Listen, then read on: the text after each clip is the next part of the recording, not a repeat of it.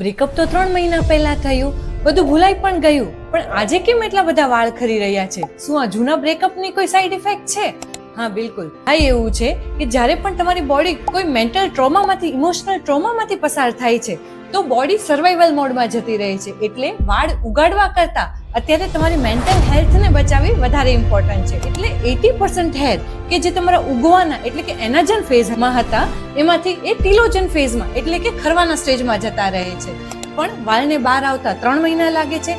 એટલે જે તમે 3 મહિના પહેલાનું રડવાનું હતું કે આજે ડ્રેનેજમાં વાળ બનીને દેખાઈ રહ્યું છે. સારી વાત એ છે કે આ વાળને પાછા લાવી શકાય છે, પણ જો ડરીને અત્યારે પાછો સ્ટ્રેસ લેશો તો આ સાયકલ ક્યારે પૂરી નહીં થશે.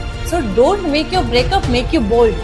જો બ્રેકઅપ પછી તમારું પણ હેરફોલ અટકતું નથી તો ટ્રાયલ કરવાનું બંધ કરો. ક્લિનિક પર આવો, અમે તમારા ન્યુટ્રિશનલ લેવલ ચેક કરશું અને હેર રિગ્રોથમાં હેલ્પ કરશું. દિલ તૂટ્યું છે પણ સ્કિન અને હેરને તો બચાવી લો. આવી સ્કિન અને હેર રિલેટેડ માહિતી માટે અમારા સ્કિનિવા સ્કિન ક્લિનિક પેજને ફોલો કરો.